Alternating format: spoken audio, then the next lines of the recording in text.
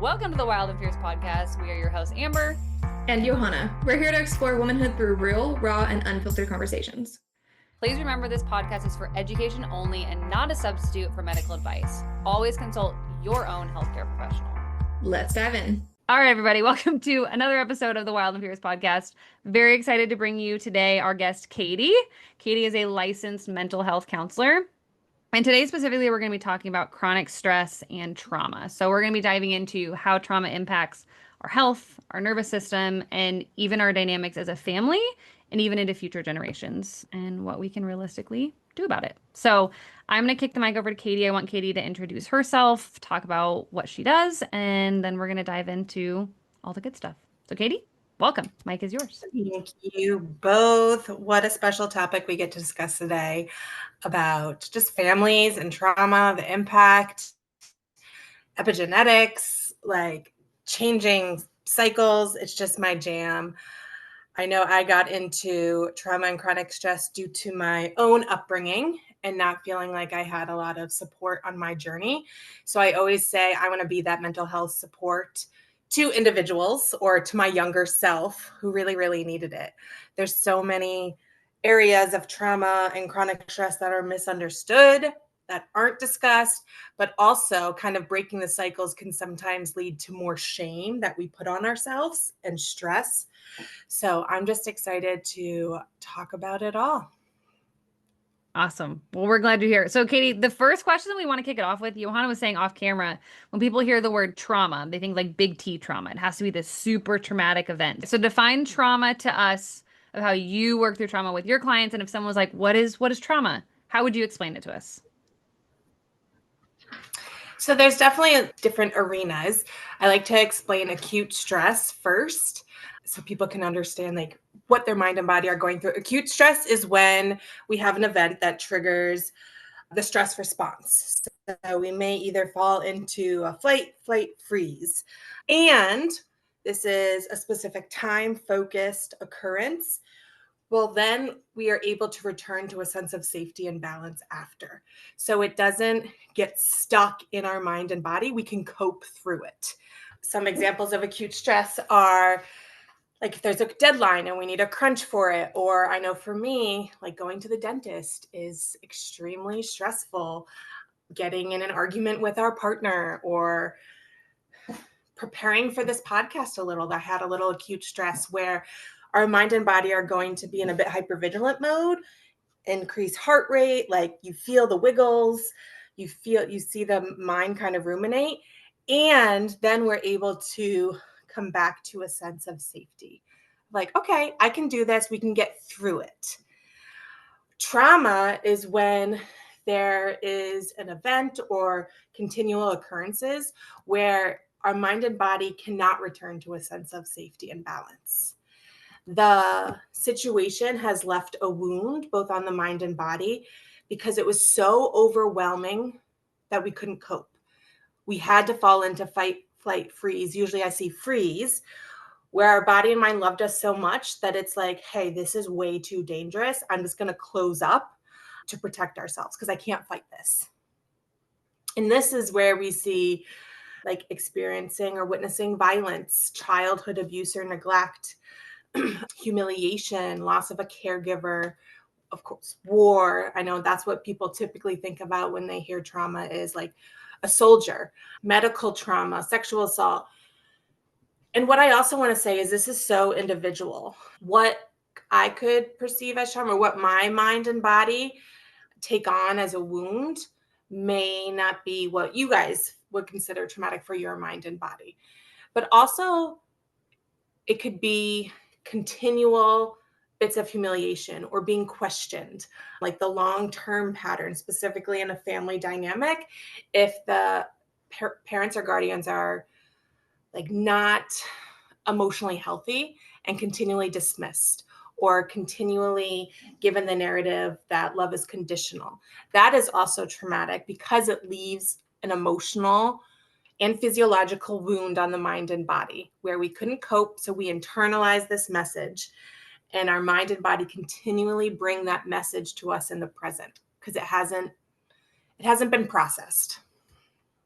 So can even be like, That was a great, I loved how you explained that. Two things that stand out to me. One, well, I guess three. When I think of trauma, you kept saying like wound. I even think about it like a scar. It's like a wound over time turns into a scar, but it's like Yep. always there. It never goes away. And then looking at trauma as it's not always this one big event, it can also be just like a bunch of little, almost like Mhm. micro traumas. If we talk about the emotional Mhm. trauma or parents that didn't have emotional intelligence, so the kid felt whether emotionally or physically neglected. The third thing that I loved was how everyone's trauma can be perceived differently. And this is something Johanna and I have talked about multiple times, specifically in regard to like birth trauma, for example, where someone can share their birth story with one of us and they think it's the most amazing, incredible birth story, which it probably was to them. But from an outsider's perspective, it sounds so traumatic to us. Like we can all perceive things so different. Or we had a guest on a few weeks ago and we were talking about looking at a birth and how everyone in the room has a different perspective. So the Mhm. husband has a perspective, the doula has a perspective, the doctor has a perspective, the mom has a perspective, and how it may be traumatic, perceived as traumatic for some, but not for others. So it's like you can't look at someone's situation and say, "Oh, you don't have a traumatic life," or "Your childhood was so easy," because we didn't perceive it the way that they did. I think that part's really, really Mhm. powerful. You Mhm. know, anything to add And to that? even trauma survivors dismiss what they get went through because they compare it to 100%. others. That's what I work with, what I hear with clients too, is they tell me the story and I go, "Hey, what's coming up when you say that?" They're like, "Nothing," because it wasn't that big of a deal.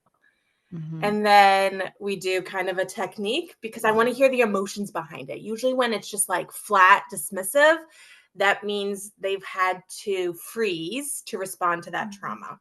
So we kind of sit with it more and allow themselves to practice feeling and knowing how to interact with those thoughts and sensations that have been so avoided or dismissed.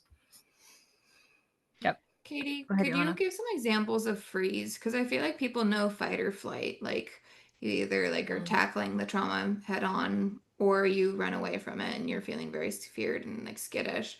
But I think freeze is Mhm. actually probably more of the most common. And I think it's probably a little more nuanced and maybe harder to recognize that you are actually freezing. And I like from what you had just said, like a freeze response could be, oh, it was nothing, it's not that big of a deal. You're almost kind of like not allowing yourself to process the emotion. So could you talk about that a little bit? Because I think that's probably at least most commonly what I see with my clients is just like lack of awareness around their stress or their trauma, or they even try to belittle it a little bit, or like say it's not that big of a deal. Other people have it worse. Yes. Yes. 100%. I hear so much about the fight flight response, and I'm just like, Mhm. freeze is so prevalent. Like, people think they're in the fight or flight because they have like a burst of energy. But really, a lot of us are in this freeze response, especially with trauma. When the body feels like it can't cope, it goes into this helplessness state, kind of what I was discussing before. There's so much danger around us that it's like, I can't fight this off. For example, I work with a lot of females who were sexually assaulted and they're angry at their body for not fighting back. And when we talk about the freeze response, they're like, "Oh my gosh, so my body froze because it felt so dangerous and it couldn't fight back, so it froze and it numbed me to survive." Yes, Mm. that is that freeze response. Freeze response, we usually see a lot of shame, a lot of guilt, a lot of helplessness, hopelessness. The body kind of, it's like goes into hibernation almost. It's been going with the cortisol, the norepinephrine, the adrenaline, and it's so tired and overwhelmed that it's just like, I need to sleep. So we see like this depressive state, this apathetic state, just autopilot going on. Not a lot of energy. A lot of people say it's the depression state that Mhm. we see. And I just hear, like, I just go back to the shame. Like, I can't do anything right. There must be something so wrong with me. Just this talk that keeps them in this loop. There's no ability to get out of this looping. Mhm. Mhm. Does that kind of help explain the freeze response? Yeah, yeah, I think so. What are some things that women might say like some phrases, if you could give some more examples, some phrases that you've heard. Just so like if for ladies listening, they might be like, oh, yes, I say that. And then that Mhm. might help identify like what it is that they're kind of having a freeze response to. Yeah, I mean, it's like the fear of messing up or making a mistake. So even like I did something wrong or Perfectionism. I'm a failure or I can't do it all. Yeah. Like that helpless, hopeless phrases of I'm never enough. Look at all that I haven't done. I just think of Eeyore when I think freeze response, like Yeah. there's nothing good. I can't do anything right. Everyone is doing it better. I'm trying to think of some other states too, because I hear a lot of the shame and guilt. But some Hmm. other states I hear, oh, it's like nothing's going to change. I can't do anything. Another kind of freeze response is the perfectionist. So I was working with an individual, childhood trauma, and when the in-laws visit, oh, the freeze response just takes over. Like I can't say anything. I can't express my needs. I can't set boundaries. I shouldn't. It's selfish of me to have wants and needs. So we kind of lock it up. Usually there's a resentment and explosion later down the road, but it's just that people pleasing too. That's kind of a trauma freeze response. Under freeze is also fawn, which is I just need to be a chameleon to whatever situation I'm in. So I'm not rejected. So I'm not shamed. So I'm not disappointing someone. So Hmm. that is if I express my need and someone doesn't like it, I've done something wrong or I am wrong and selfish and bad for having that need. I Super like the interesting. second explanation because I feel like we hear Yeah. that one pretty often. Yeah. Mm-hmm. I give my clients the example of I'll have, we always, obviously, Johanna and I both in our practice and Katie too, we always talk about stress a lot with all of our Mm-hmm. clients. And I usually have clients rate it. It's like 1 to 5. And 90% of the time, they're like, 2 to 3. And then I'm like, okay, I Mm-hmm. want you to step out of your shoes for a second. And I want you to look at your life from the outside. Pretend you were like your best friend stepping into your shoes and watching your life. What do you think they would rate your stress if they Mm-hmm. saw your life more? And they'd be like, oh, probably like a 4 or a 5. And it's almost Yes. like that state of you just get so used to it, or it's this thing where you mentioned, well, so many people have it worse than me that you almost like downplay the stress Mm-hmm. in your own life or the trauma because you've been in it for so long. You know what I mean? You're like almost Mm-hmm. numb to it because it's what you're Like used to. desensitized. Yeah, that's a good word. Desensitized. Yeah. Yeah. Yeah, it's become the norm for a lot of people. So sometimes when I'm working with individuals and they share their story, that's the importance of being curious and really like, what do you think about the life you're living? Kind of exploring that to recognize you don't have to be in this autopilot mode, but to Hmm. to have another way to get out of that stress loop is scary because a Hmm. lot of individuals have learned a role to play to survive trauma.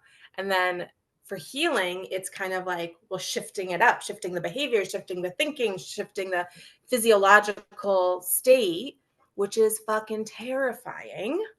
Because so we see people kind of go back to what they know and be like, well, this is safe in a way. Yeah.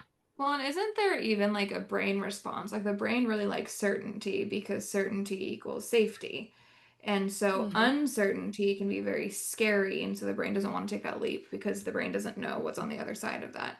So I think that's where you can kind of get stuck in that, like almost like stress trauma feedback loop where you're continuously making the same choices over and over and over and over again, even though you know the outcome isn't the greatest. And you get kind of like stuck in that, like stuck in a rut, but it's like your brain's kind of protective mechanism, but there are things that you can do to like go in and kind of rewire that and change up the patterns and stuff. But is that similar to what you're talking about?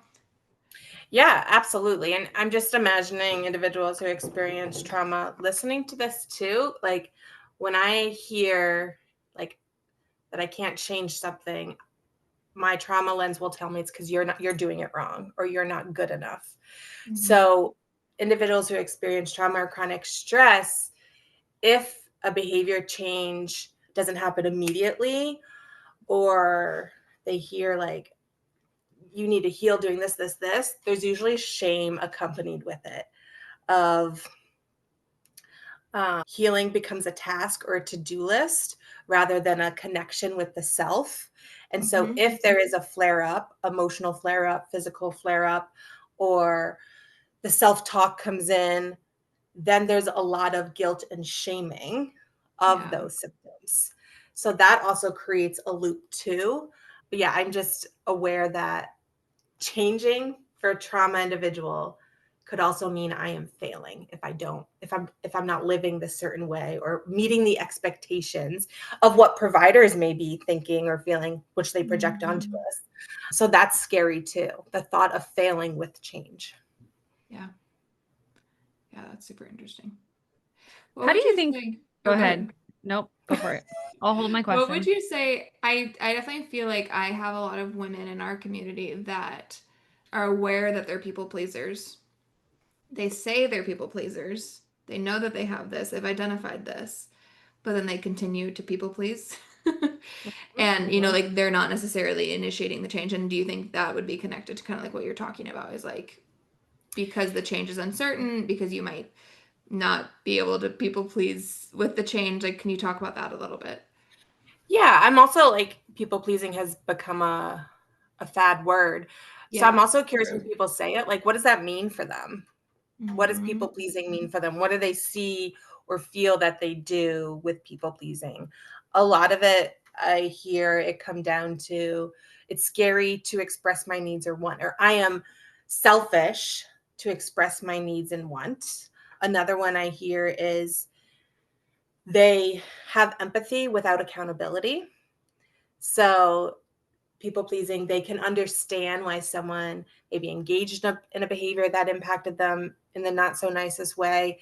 But because that empathy is so loud, they can understand, but then there's no accountability or protecting of themselves.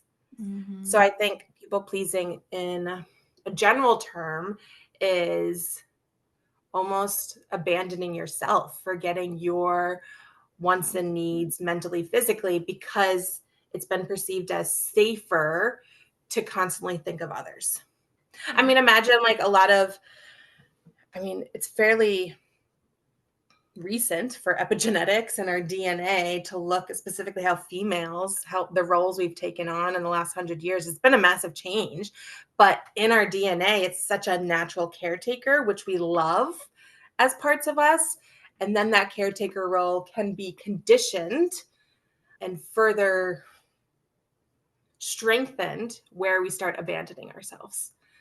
And Mm-hmm. I know for me in my childhood, if I did express my needs, I would be considered selfish.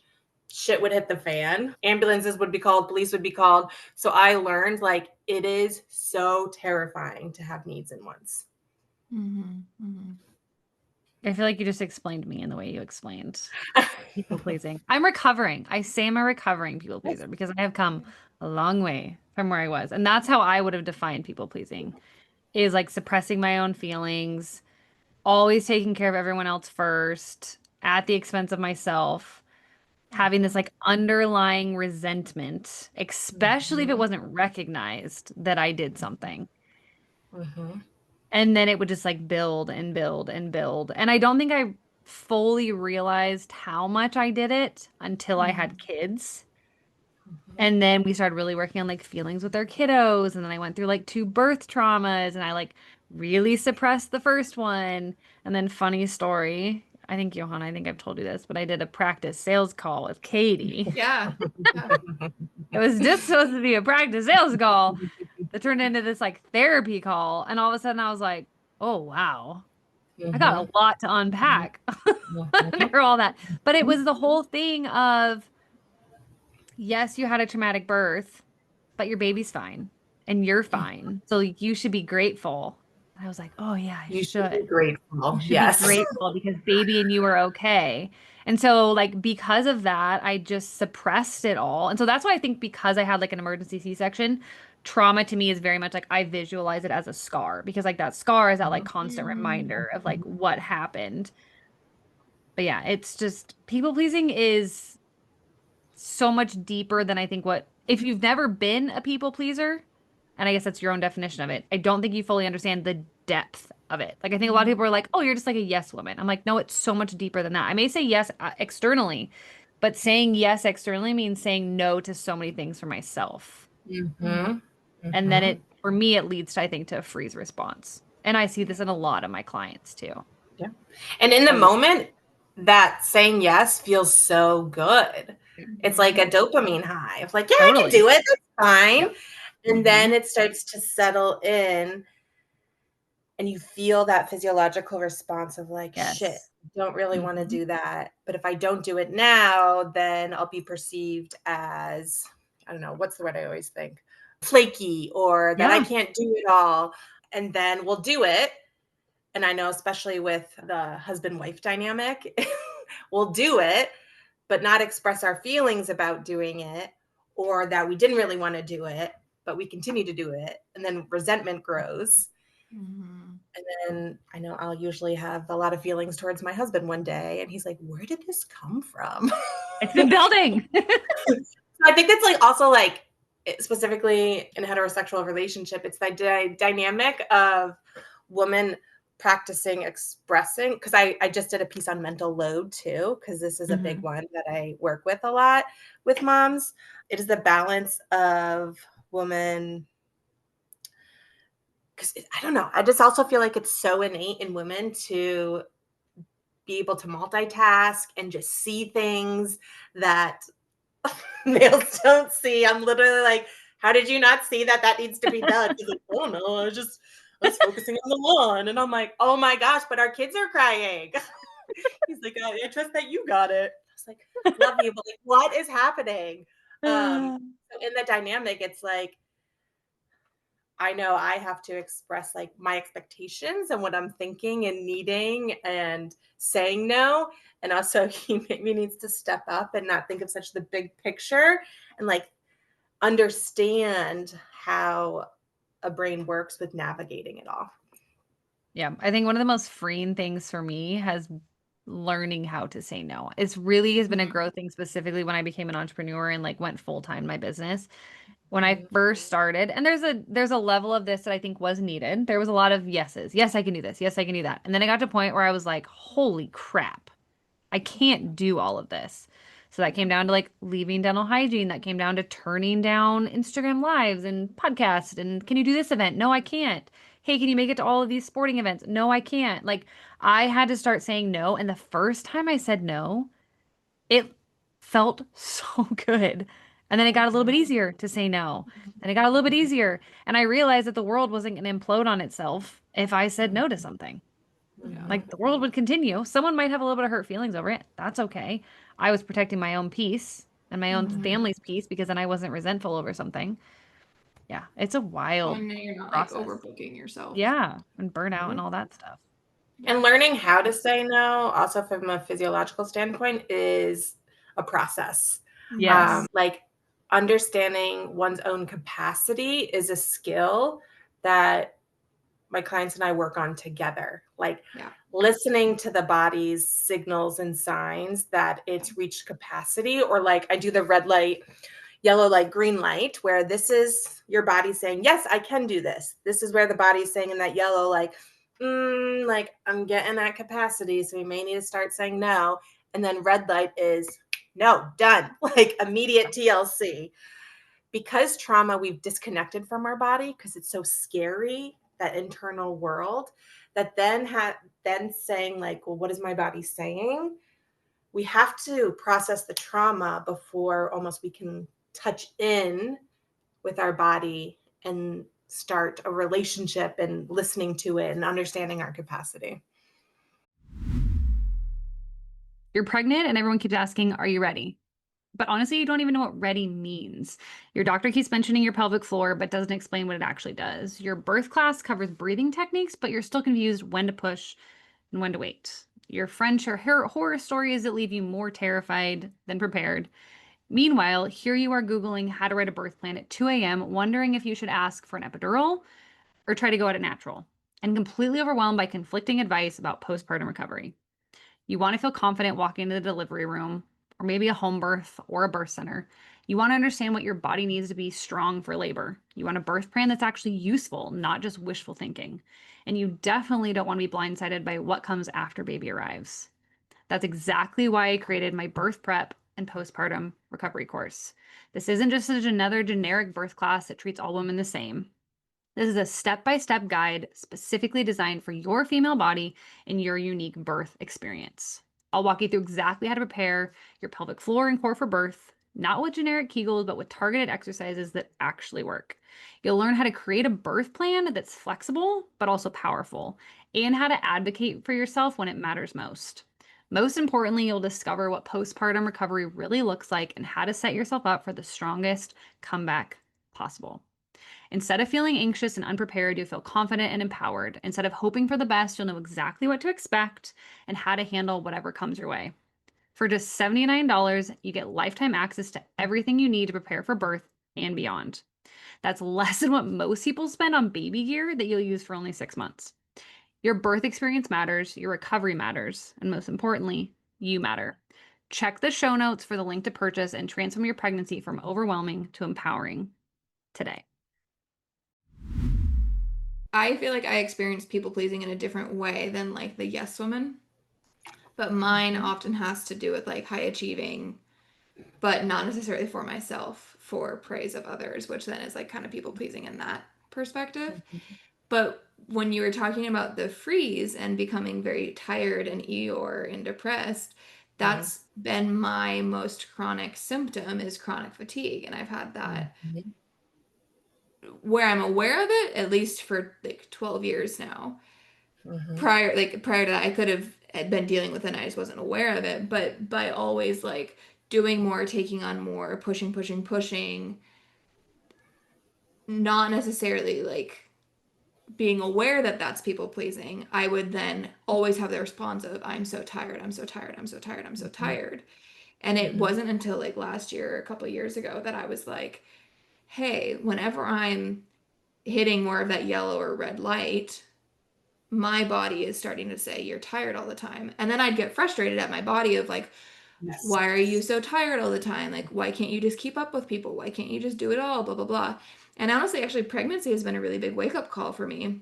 I didn't realize like how high capacity I was operating in until that capacity was reduced because of pregnancy. And then I was like, Yes. oh, like Mhm. that's why I had such like low mineral stores. Like I've been operating way too high for way too long, but I got desensitized to it and that became an issue.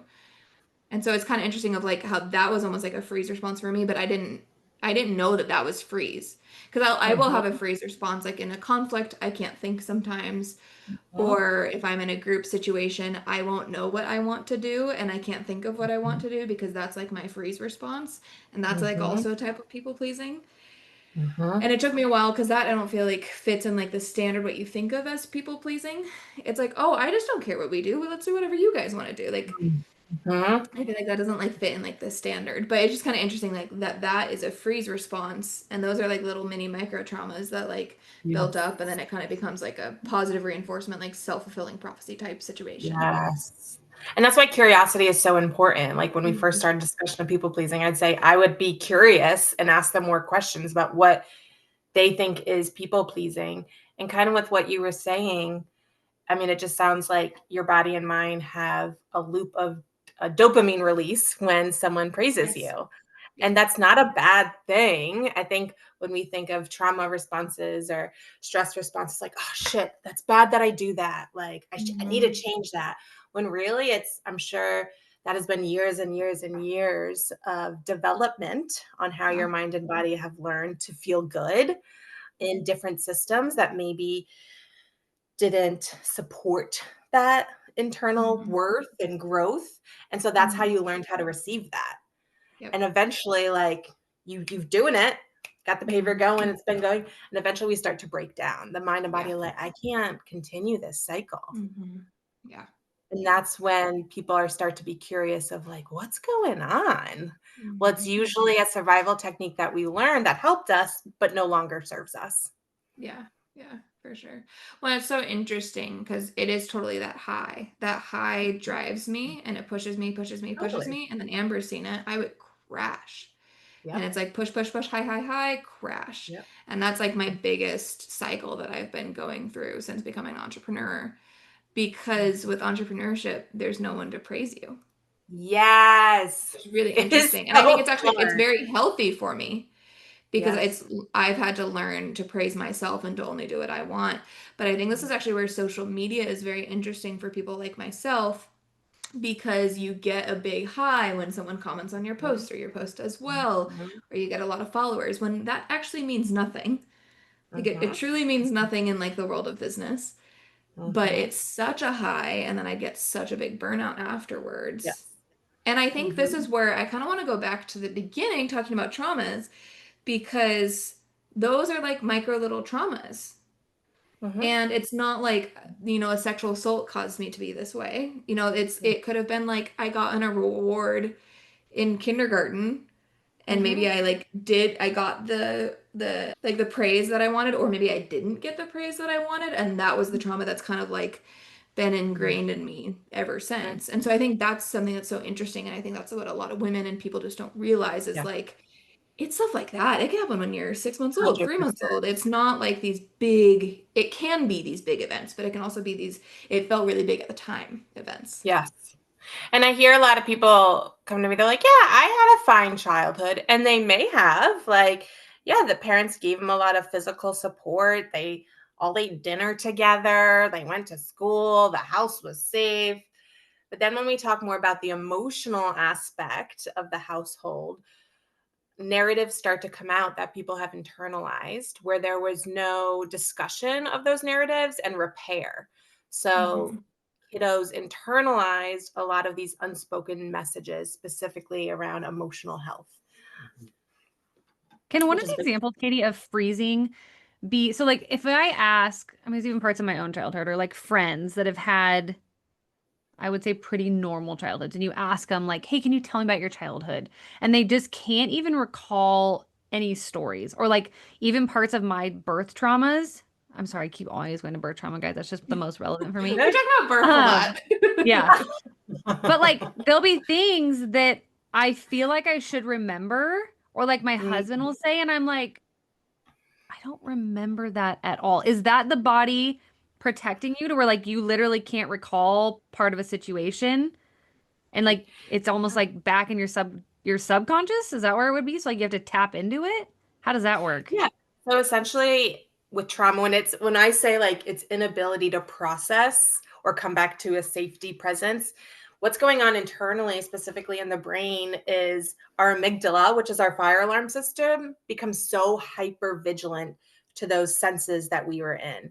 So for you, Amber, it might be like if you were to see the hospital where you delivered, your body and mind may have that physiological response of like, holy shit, whatever you experienced during your birth may come up. So it becomes very hypervigilant. The hippocampus, which is our memory and also concentration, becomes underactive. So when that happens, our Mm. brain's filing it as well, doesn't know where to file that memory. It's like, I think it's in the past, but I don't think it's in the past. So it's like in this limbo of Weird. filing. And Okay. when we have one of our five senses comes up, the memory will just quickly come back into the present and be like, oh shit, it's happening again now because the amygdala is like, I feel it again, so it's happening. And the hippocampus is like, yeah, I think it's happening now too. I remember this.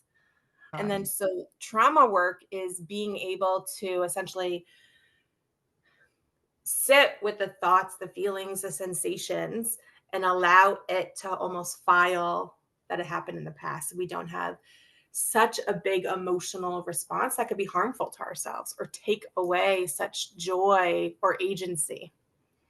Oh, I love that example. What's that? Mm. Do you guys know what the movie is? It like the kid movie with the memories and they're all in the Oh, little girl's Inside room? Out. That's what I'm Yeah. like picturing as you're saying like the file. I'm literally picturing I Inside talk Out with about those that kids. probably every day in that That's movie. literally what I'm thinking of. I'm like picturing him filing things in my head. All Okay, this adults is need to kind of watch a it. deep question too, but for someone listening that's like, okay, maybe I have some of these feelings, maybe I have some trauma I need to work through. Like, what gets someone to a point, or what could they see in their own body where they're like, okay, I need help? You Mhm. know what I mean? Like, I think it's getting better, but there's still some stigma around like Yeah. needing therapy and needing help and what's normal and what's not normal, what's what's normal stress, what's I need help. Like, where do you guys understand what I'm trying to ask? Like, how do you Mhm, know, okay, it's time for me to need help? This is something that is perfectly okay for me to ask for help about. Does mhm. that make sense? I'm asking you guys.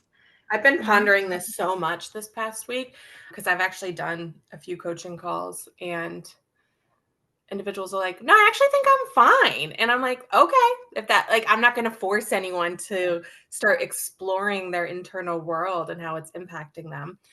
But I think it gets to a point where there's just exhaustion, there's Mhm. frustration, there is a lot of anger. Usually I see people and hopefully yes, I see people more when it's in the green light, not in like crisis mode. There's usually like I know in this world I've seen a lot of women that have been having difficulty conceiving and so their doctor refers them to me and we kind of do a stress assessment or an ACE assessment where I understand more of their childhood to understand what their mind and body have stored and how they're living in that Mhm. go go go mode. But sometimes some people may be living in those modes and maybe not want to change because changing is more dangerous than continuing the survival response in the system they're in. Yeah. It's complex. It's so complex. I know. I It's wish I could so give such complex. black and white answers with Oh, I get trauma. it.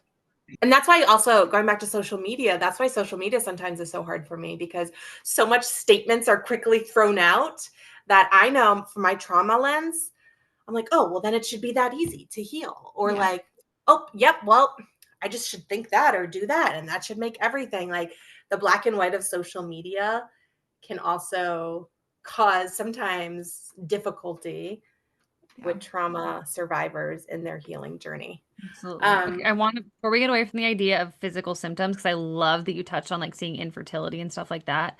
Can you Mhm. give other examples of symptoms that a woman may have that indicates there's deeper stuff going on? yeah. So I have doctors refer to me when there might be some PCOS or some different, like brain farting with words right now, different hormone levels that may be off. That's like the Hormone fluctuations. Yeah. Yeah. not the prettiest way of describing that. Pain, a lot of when there's a lot of physical pain that individuals are going through, irritability is a big one, sadness is a big one, increased blood pressure. I have people refer to me. Also for males, trauma with males, which I think is so interesting, there's a lower testosterone. So also males whose their partner and them are trying to conceive and they're having difficulty. If the male has some trauma, they come referred to me and are feeling depressed because specifically with males that decreases the testosterone, which I just think is so interesting. I've had a few male clients that we've talked about that and it could just impact their whole cycle. And when we uncover it, well, they're living in this state of guilt and shame because of what happened to Mhm. them. But with females, yeah, a lot of it is around the cycle Mhm. or irritability or the mental load with behavior, tightness a lot. Yeah.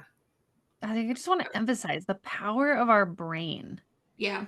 and how separating, like, oh, it's just a physical body issue, and like not addressing this is missing such a big part of the picture.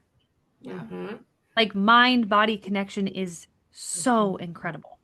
Yeah, I think it almost sounds like woo-woo. Like people like think of like yoga studios, like the mind-body connection. And then like the more you get into it, you're like, oh my God, it's like all the mind. Well, even just And like, go ahead, Katie. well, I just think it's so interesting because for so long, the mental health field was taught just top down approaches, so only work with the brain. Telling a trauma survivor that you're safe without integrating the body is a bunch of bullshit. And like, I remember having only CBT, cognitive behavioral therapy, on the beginning of my journey. And I thought I was failing because I'm like, I can't change this thought. Like, I can't avoid this thought. But once we started integrating the body a bit more and like engaging in regulation or techniques or TLC so the body stays safe, then the brain can also start shifting in ways and vice versa. there's such a loop with how they're feeling. I also work with a lot of chronic illness, autoimmune. And so when there's a physical flare up, we're going to have more symptoms going on in the brain of anxiety or depression, all that. And then if the brain has a flare up, the body's going to flare up as well. They work together in a loop. To sort of cut it into separate, It doesn't work. non-connecting fields just is bananas to me. Yeah. I know in my practice, I see a lot of estrogen dominance issues.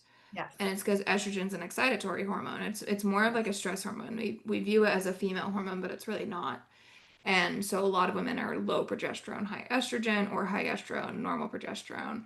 And then that leads to endo, PCOS, thyroid issues, chronic gut issues, and stuff like that. And so I would say that almost every single symptom that I work with is likely connected to stress in some way and recurrent thought processes and patterns and trauma and stuff like that.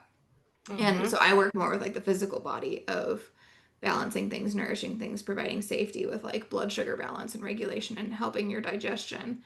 But really in the past year or two, myself and my co-practitioner Katrina have like really realized we're like, whoa, we like have to address these like this nervous system dysregulation and thought processes and some of the traumas. And so we've been referring out to so many counselors because it's like until you do that, we can get you 70% of the way, maybe even 80% of the way, but you will never really finally finish, or maybe you never really will, but like, like we won't ever like fully get past that until you really start working on like the brain patterning side of things.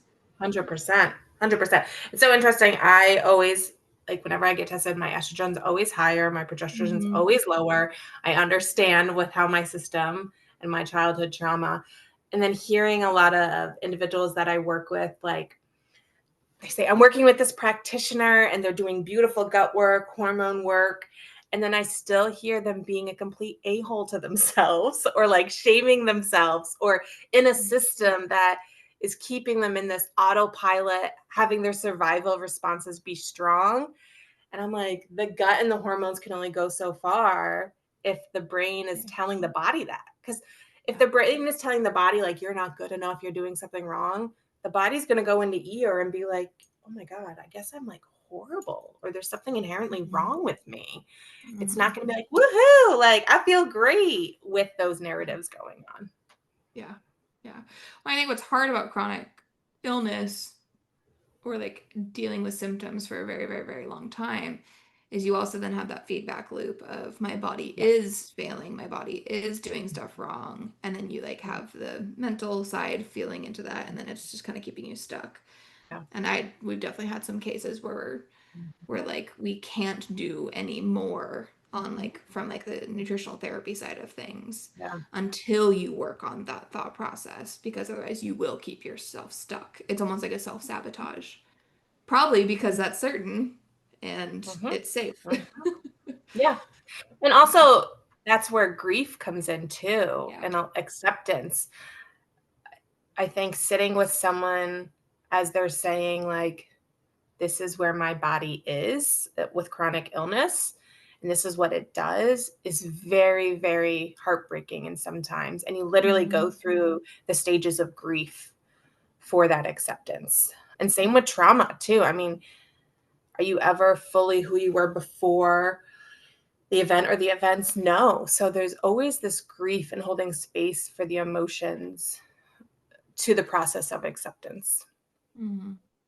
For sure. Do we want to touch on generational trauma? I think that's really important. Katie, will you talk about what generational trauma is and how that all works? Yeah, when I think generational trauma, I think continuation of the norm in that family system, whether it be harmful, not harmful, healthy, unhealthy. It's just what is considered the norm and continues. I remember my sister and I, when she's 6 years older, but she was like in her early 20s, I was in my late teens. And we both at the same time were like, oh, so like what happened in our childhood wasn't the norm? Like that doesn't happen in other families? Or like being spoken to like that, or having no repair after a disagreement that's not healthy. Like, that's unhealthy. It was just like, holy shit. How do you feel like you got to that point? I think it was a lot of questioning. This is where I think fear can be helpful. Like, my sister and I both had a fear of continuing the cycle of being our mom. And I would do everything in my power to be 100% different than my mother. That led to like almost like being so afraid to have a say no or disagreement because I was like, I'm her. But I think it was this fear of having like my kids feel how I did or making others feel how I did and just not wanting to have that for the rest of my life again. But I also was in a space where she was no longer in my life. So my body and mind could rest a bit and feel and think something different than if she were to still be in my life, Yeah. where that's just the norm of the system. But yeah, it's, I think too, as kids, we take on roles when there's no awareness of the system to survive. So whether that be the caretaker, the juggler, the one who just keeps it all in. And without there someone coming in and showing a different way or showing repair, connection, or non-conditional love, it just becomes so wired to live that way. That's also why we talk a lot about with people I work with, who is someone that showed you some TLC? Who is someone that showed you safety or connection or was just so proud of you for being you? So we can bring in those new sensations and feelings that can also be there with the ones that we're so used to and normalized. It's like creating new pathways, essentially, new Yes. connection. Yeah. Yep. Yeah.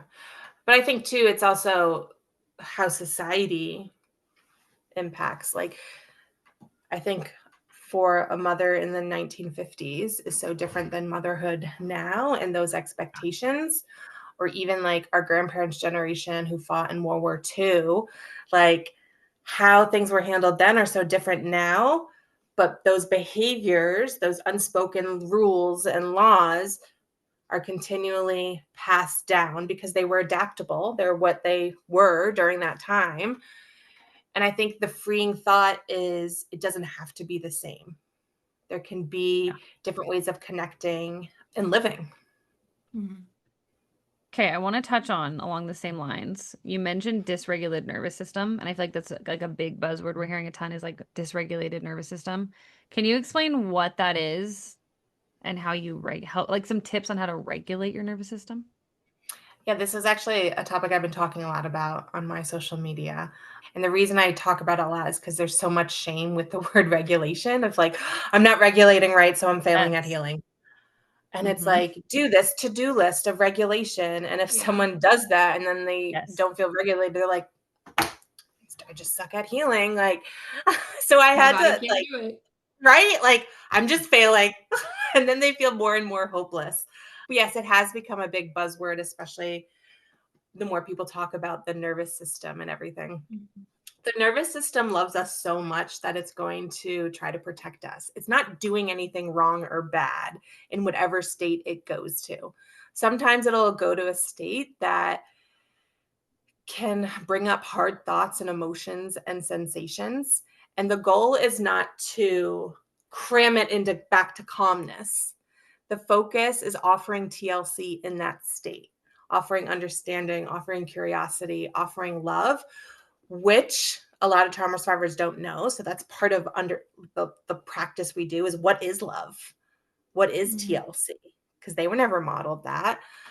So when I think dysregulation, I think of a mind and body that is scared or having a hard time and needs some TLC so it can get through that hard time and find connection again, find repair, find love again. And I Okay. think this is very like individual based as well. What may work for one person to help their nervous system may not work for another. Like I was talking to a client the other day and they're like, wait, me listening to show tunes and screaming them out loud and dancing could be a regulation technique for me. It's like, absolutely. Uh-huh. They're like, I don't just have to lie on the floor for 10 minutes and do breathing. Yeah. No, if that doesn't work for you, if that causes you more stress and frustration, then yeah, that's not for you. I love that. I love that. Can you give a couple other examples if someone's like, "Oh, I have no tools at all"? What are some common ones just so they could try and see if it works? It's so funny. A lot of people say that, but we also are probably doing tools innately that we don't even realize. Some that like we may be wanting to shift. Like if we find that a behavior that we're just kind of like continuing that may be harming us. So this is like food, drugs, alcohol, sex, like all those shopping, which we talk about still. Those behaviors are trying to keep us surviving, but we want to tweak. But a lot of things that I'm hearing that people are like, oh, I guess I'm already doing that is like soothing techniques. So like knitting, I'm hearing a lot of people just like, oh, I go knit. And I'm like, that is actually you soothing your system, or going to take a shower, or maybe even watching a favorite show for a bit because that's just what they wanted to do. Going for a walk, listening to music is a big one that people don't realize is regulating, connecting with your animals, playing with your animals. They're not always on the to-do list of regulations, but they're things that happen so naturally. I know for me too, it's like having a glass of cold water with lemon, and that just is like so soothing for me. Or sometimes it's a warm, someone gave my daughter Genevieve this stuffy that's like 5 pounds weighted, and it can go in the microwave and heat up. And sometimes it's just me heating up that stuffy and giving it a hug with the weight on my chest. Like all of these techniques that we just don't even think about. Yeah. I mean, it's like simple for my kids. Like when my kids are dysregulated, one of the easiest things is like, let's just go outside. Like, let's just change the scenery. Mm-hmm. Let's put what we're doing. Let's go somewhere else. Even that Mm-hmm. small change can Mm-hmm. make a huge impact. Mm-hmm. Yes. At least for my and myself. I think my kids and I both Yeah. outside is huge for us. Yeah. Because dysregulation isn't wrong or bad. It's Right. not wrong or bad. I feel like it's gotten a bad rep recently. It's just our mind and body talking, and we're learning how to listen to it and what to give to it. I really like that because I feel like I've actually started to almost view like a dysregulated nervous system as a bad thing. But it's Yeah. just a state that you're ebbing and flowing in constantly, and you want to be able to go into Heck dysregulation because it yeah. could be life-saving, right? And 100%. That's what so, trauma yeah, is. It's life-saving yeah, for us. Yeah. yeah. Not viewing it as good or bad. It's just when you're in more of a dysregulated state, here are some things that we can do that feel good and help you feel loved. And then when you're in a regulated state, like Mm-hmm. trying to like maybe spend some more time there, but it's not bad to Yes. hop into dysregulation. No. And we're going to have different capacities in each state. So yeah, if we're in a more heated state, yeah, I wouldn't maybe go give a presentation to kiddos about a topic. Like maybe not the best. Like we get to check in with ourselves. Where are we at? What is our capacity for things? And that kind of shifts how we do some things. Now, it's also true the world is not going to change for our capacity. So it's also maybe learning how to do things even when we are at capacities, but still remembering the TLC snacks throughout that. So we're not completely abandoning our body, because that's so important to talk about too. Yeah. Yeah. Cool. Because I mean, stress is never going to go away. Like, It's not. stress is a part of life. It's all Yep. about having the skills to deal with the stress and then come back to our baseline and or lower our baseline if needed or whatever we need to do. Real or perceived stress is going to be there. And it's also interesting that even when we feel good or excited or like have an orgasm, that can sometimes also feel like the stress that we're so used to. So then it's like, oh shit, I feel good. That's wrong. That's bad. That's Totally. scary. I need Yeah. to regulate when I have that excitatory response to things. So it's hard and it's confusing and it's practicing discerning. And I don't think it's ever like a one size fits all journey. It's just so, again, I wish I could give such black and white answers. And even sometimes I have to, as a provider, being like, just have to sit with it that I can't give a black or white answer. No, I get it. I mean, I think it's the same way in both mine and Johanna's worlds too. There's not a simple one No. size fit all, which is why everything's customized and like personalized and Mhm. yeah, can't make it cookie cutter for everybody. Yeah. I Mhm. do think too, like it's really important, and a lot of my ladies listening, I want them to hear this. This is not a destination. Like you will never be regulated 100% of the time. You'll never be stress free 100% of the time. You're never going to be perfect, because perfect and aiming for perfection isn't like, that's probably that stress response. Like that's the Mhm. those old patterns trying to kick in by doing that. It's more of like giving yourself love and understanding to be able to ebb and flow in and out of different Mhm. states, and you're human, and that's beautiful. Yes. Because I do feel like, Amber, I don't know if you deal with this. I'm sure, Katie, you do it with your clients, but a lot of my clients are like, oh, well, after a year of working with you, I'm not healed. And it's like, Yes. no one's actually ever said that, because I feel like if we worked together for a year, they'd know that healed is not a state to aim for. Yes. But I think people that like might be considering working with us, they're like, well, I want to be healed in 6 months. And it's like, there's no such thing. You Mhm. can you can improve your symptoms, you can improve your quality of Mhm. life, you can reduce a lot of things, but you are human. You are never Mhm. ever going to be 100% perfect. Like there's no such thing. And that's, I think, where the grief work comes in too, Yeah. of like, oh, I might have to, or I do have to deal with this part of me for the rest of my life, and learning how to interact with our parts Yeah. and giving TLC and sometimes stern talkings too, without going down the shame rabbit hole. Yeah. Yeah. I love that. That's awesome. Do we want to talk about the vagus nerve at all? Because I think that's another thing we hear a lot about too. Can you touch on the vagus nerve, Katie, of like what it is and what its Yeah. role is? Yeah. I mean, the vagus nerve is, I'm not going to go too scientifically into it, but again, it's a big one nowadays. Vagus nerve, activate the vagus nerve. Vagus nerve Yes. activated will heal everything. Nope. Mm-hmm. It's like the easy button for whatever staples or whatever. Yeah, Yeah. Like that's what I they make love that. that's what they make the vagus nerve out to be. Like, I oh, love just that. dysregulated to hit your Oh, vagus nerve. Like, what? yeah, yeah, yeah. I mean, it is a nerve that connects the mind and body, and essentially, in really general terms, it is creating some safety within the body. When the vagus nerve is activated, there is more facial interaction, which essentially is telling our body, like, we are safe. We can be more present. It is safe to co-regulate. It is safe to interact. So when people say the vagus nerve, when we're not the vagus nerve state, essentially, that's the sympathetic or parasympathetic dorsal vagal states. When we activate the vagus nerve, it's coming out of those states to come back to that relaxed, calm state, all of that. But yes, do I teach the vagus nerve, and do we talk about like how humming and singing and smiling and EMDR, which is a technique I do, help stimulate that vagus nerve to create safety so the memories can process? Yes. But I do want to get away from it's the end all be all of this healing journey. And if I just keep the vagus nerve activated 100% of the time, that's the goal. No, it's just learning some TLC to help the mind and body feel safer.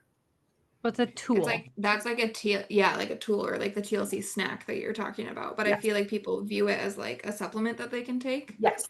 And Yeah. it's like I it's love like that. like Yes. for me, like I roll my eyes when people are like, "Oh, I just need to find this one supplement that's gonna fix Yes. things," and I'm like, "It's Yes. so that's no, that's not how it works."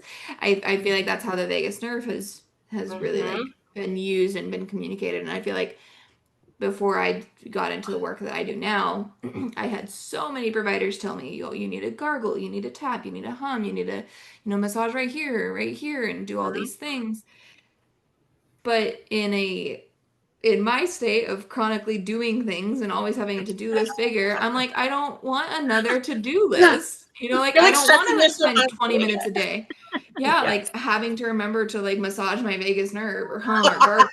Love It's that. like that's like adding more to my plate. And so I feel Yes. like for me that never really landed. And Right. instead for me it's like taking showers and eating meals and scheduling in white space into my calendar and like going out and like deadheading flowers in my garden because I can just kind of like numb out, like stuff like that. That is probably actually activating my vagus nerve in much more of a natural way, and it's less of a to-do list item. But I feel like people as humans, and I don't be interesting, like I imagine humans have always been this way, but I do think with our current state of society, that's like the Amazon society that's like super hyper fixated with instant gratification. It's like we're constantly looking for these little things that's going to be the thing that's going to fix me. And then if I'm fixed, then I'm perfect. And I know, like, for me, a lot of people are, it's like, it's a diet, it's a supplement. Amber, I know for you, it's a lot of like, if I do this one exercise, or if I just like find this one coach, or like hop on this one machine, or whatever it might be. I feel like the vagus nerve is kind of like that for like the nervous system work. Totally. And it's like, yeah, it could be supportive, just like some supplements can be supportive, but like hyper fixating it on it is, that's not going to help anything. And I feel like too, wellness has started to almost have this moralcy to it. Like, I'm morally right if I come across as all well in wellness. And I'm like, we're messy humans. Like, I love accepting the messiness of it all. And like, kind of going back to your original question of why someone would seek out trauma and chronic stress support. It's because how do you want to live? What life do you want to live as a human, not this super god? It's just, I don't know. That's a topic I ponder a lot too. I don't always have the best words. It comes back again, like the whole social media thing. Like we see everyone's highlight reel. And I think we try to do that. We like try to take that from social media into real life. Like we always want to have that perfect front on. Yeah. And it's messy and not okay to break down, when I think we need to embrace more of the mess. I think we'd all feel a lot more seen and heard and less alone. And I think that's why in the beginning we were talking about small talk is really hard because we all like to go deep. We all like to get past that and like, okay, get the fluff out. Like, let's go deep. If we could all do that a little bit more in society, I think we'd be a lot better off. Yes. That means though, sitting with the discomfort of our parts and acknowledgement, which is scary and uncomfortable. And especially if we were raised by a family system where you don't talk about any of that stuff, if you start to, it's showing like, it's showing my weakness. It's showing my real humanness, which was such shamed for so long. But the power of like, when I'm in a session and someone's just being themselves, aka messy and real, I'm like, oh, like I threw plastic bottles the other night too when my baby was crying and I had to put her down and needed some space. Like, you do that too as a mental health therapist. I was like, I'm a human. Like, yes. Totally. It's like taking that veil off, seeing behind the curtain. It's powerful. Yeah, for sure. I think our title for this episode should be "Accept Your Mess." That's a good one. I like that. Very cute. Yeah. Because I think that's kind of really, I feel like that's where we're kind of ending up with this topic is there's a lot that we can do to identify. There's a lot that we can do to work through things to improve your quality of life. There's a lot that we can, like tools that we can add in. But like really, it seems like you have to want to improve your quality of life. It's kind of like the driver. And a big way of doing that is accepting humanness and that you are human and that's okay. And I think overall, it's learning to sit with a lot of discomfort and knowing that you have choices. I think trauma and chronic stress feels like it could eradicate choices. So it's seeing our choices again. Even if that choice is, I'm going to jam out to the High School Musical soundtrack. I love it. I haven't listened to those songs in a long time. Maybe that's my next one. I watched Pitch Perfect a few months ago, like 1, 2, and 3. It is so funny to watch as an adult. Oh my God, the things that they say that I did not pick up when it came out. Oh, it's so funny. Like, I feel like stuff like that, like, go back and watch, talk about nervous system regulation. It's so good. It's so funny. So nostalgic. I love it. Yeah. Not to be beat up by ourselves on a mountain to live. That we live. Totally. Like meditation can be helpful, but you don't like have to meditate every day. And like I feel like there's a lot of stuff like that that's you almost then don't feel good enough if you're not doing those things. And it's like, what if we just like we're just like be like, let's just be. Yeah. And it would Let's listen probably to our body. soothe ourselves a lot more. I was listening to a podcast on meditation not that long ago, and I don't remember who it was. And they were talking about how, like, what if your meditation looks nothing like the general definition of meditation? Like, I cannot for the life of me sit in silence, crisscross applesauce for however long. Like, my brain wanders. And they were like, let it wander. It's okay. But for so long when I was learning traditional meditation, I would like beat myself up. Like, why can't you focus? Why can't you do this? Why does your mind keep wandering? Start over. And then I wouldn't do it. Versus like now for me, most of the time it looks like laying down listening to a podcast or listening to worship music while I do like my mobility routine or whatever it looks like. I love to like relax in the sauna. That's my form of meditation. Mine looks very different than what someone else is like, and that's okay. It doesn't have to fit in this like perfect box. So makes a big difference. All right. To wrap it up, put a bow on it. Yeah. Okay. So we asked pretty much every guest this at the end, Katie. Out of everything we shared, what is like one thing maybe we didn't cover yet that you're like, I want everyone to know this? That we didn't cover, or I could like summarize? If you can summarize, it can be something we didn't share, whatever. You could leave everyone listening with one piece of like advice. What would it be? Your mind and body are not doing something wrong or bad when it goes into different states. I love that. Will you also share where people can find you and the name of your podcast? Yes. You can find me at KDO Stress Coaching. That's my social media. I thrive on humor and messiness. So that's what you're going to find there related to trauma and chronic stress. Some days I'm just crying on there by myself, talking about life. And then what was the other question? Podcast. Oh, podcast. My podcast is called Stress Mess, Laughing Through Trauma.